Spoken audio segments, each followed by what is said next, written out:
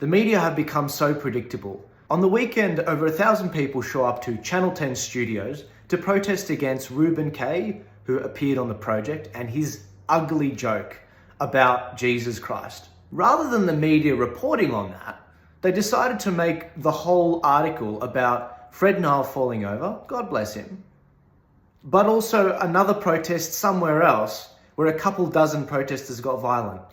But the genuine concerns of the Lebanese Maronite community that showed up to Charlie Barkos's protest outside Channel 10, you wouldn't know it happened. You would have no idea.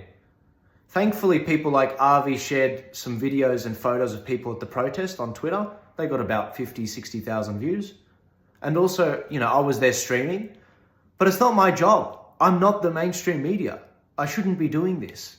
But I showed up because I knew they wouldn't cover it. They're that predictable. So what really happened?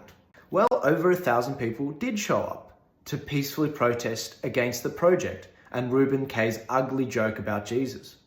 They prayed the rosary a number of times. They prayed for peace to come over the country. They prayed for people in the LGBTQ plus community. The crowd was overwhelmingly mixed and ethnic, people looking like myself, a little bit darker.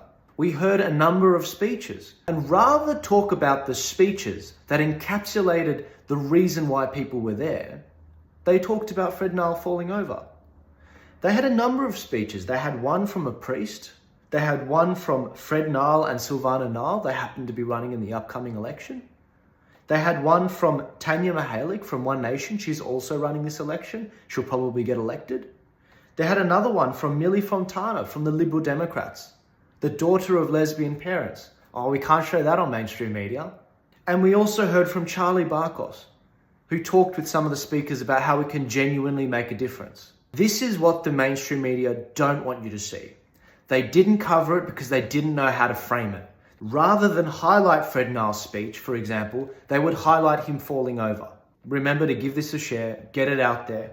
And if you're wondering how you can genuinely make a difference, have a listen to this question that Charlie Barkos asked Millie Fontana. I want to ask Millie a question, just a random question that I think a lot of people will be thinking the same thing.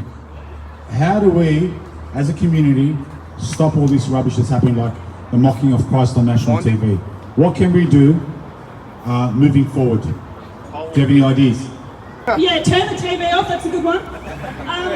But no, and not to make this a political thing, I don't want to shove the politics into this is about respect. But we do have an election coming up on the 25th of March.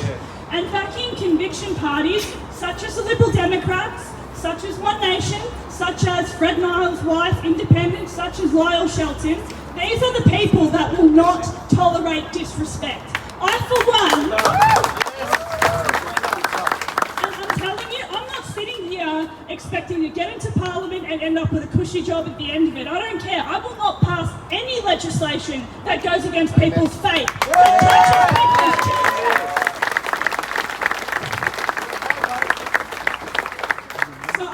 Regardless of who it is for, make your vote count, because it is going to be the legislation that comes between you and the kids.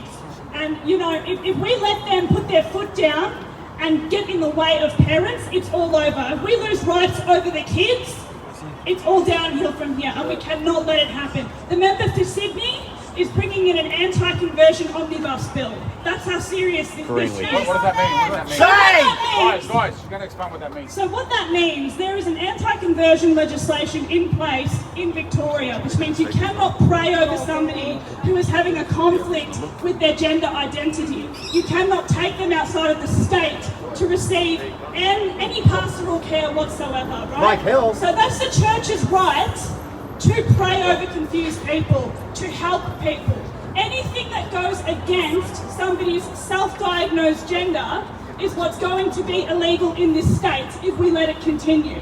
Health professionals can no longer turn around and say to your child, no, maybe you're confused, maybe you shouldn't take puberty blockers, maybe you should wait it out. So this is the legislation that's knocking on our door, and Chris Minns and Dominic Perrottet have already given it an endorsement. What? Yes, shame. Strong It guys. isn't even in a draft and they've said yes, because they're more scared of being cancelled on Twitter than they are of the people of New South we feel, and we say no.